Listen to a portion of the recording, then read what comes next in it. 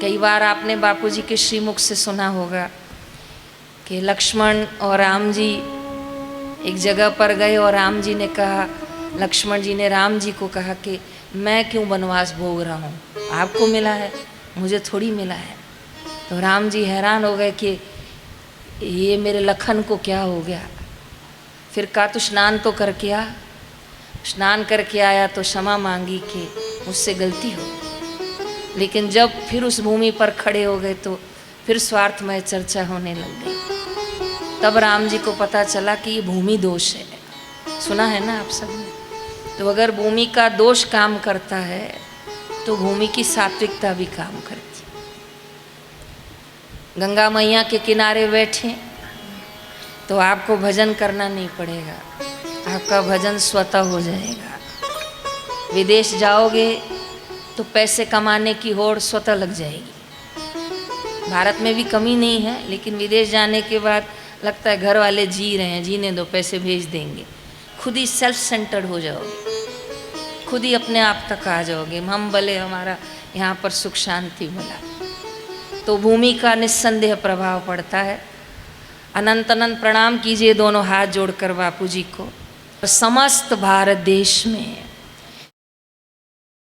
350 से भी अधिक आश्रम हैं। न केवल रविवार पर गुरुवार, पूर्णिमा, मातृ पितृ पूजन दिवस, तुलसी पूजन दिवस, एकादशी, महिला मंडल, बाल संस्कार, युवा धन सुरक्षा, भोजन करो, भजन करो, जप करो, साधन करो, ये सभी अद्भुत सेवा दैविक कार्य सभी आश्रमों में चल रहे हैं। इतने शिविरों के पीछे बापूजी का हेतु क्या है? इतनी बाल संस्कार छुट्टियों में बच्चों को यहाँ लाने का कारण क्या है? क्योंकि बच्चे ये 4-5 दिन भी अगर आश्रम आ गए, मेरा विश्वास कीजिएगा कि भले वो माला करके न सीख जाएं, मैं मानती हूँ, भले वो तात्विक सत्संग नहीं समझ पाए, मैं मानती हूँ, पर कुछ न सीखेगा तो तिलक करना तो सीख के जाएगा। कुछ नहीं करेगा तो कम से कम सूर्य को जल चढ़ाना तो सीख के जाएगा। कुछ न सीखेगा तो अपने सनातन धर्म के संतों का नाम सुनकर तो जाएगा। कुछ नहीं करेगा तो अंत में जाते जाते हरिओम बोलकर तो जाएगा। तो इससे इतना तो हो गया कि वो अपने सनातन धर्म से जुड़ गया। तो भविष्य में उसको कोई खींचने की कोशिश करेगा, उसका कोई धर्म परिवर्तन करने की कोशिश करेगा, तो उसे याद होगा कि मैं बचपन में कभी ऐसे संस्कारमय विद्यालयों में गया था। इसीलिए बापूजी ने बाल संस्कारों का मूल डाला है।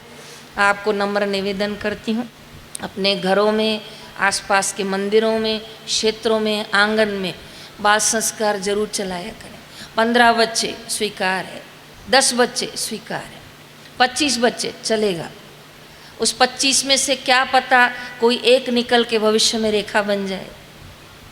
उन 20-25 में से निकल के क्या पता कोई रामाबाई बन जाए, कोई वासुबाई बन जाए। किसको पता था हम निकलेंगे और यहाँ तक बापूजी हमें पहुँचा देंगे कि हम हिमाचल के कोनों तक जाके आएंगे जहाँ दुनिया ही पूरी हो रही थी। जयराम जी की किसको पता था कि एक बीज में ये वृक्ष छुपा है। मैं कहाँ रहने वाली बम्बई की, समर्पण हुआ अहमदाबाद, पहुँच गए हिमाचल। क्यों?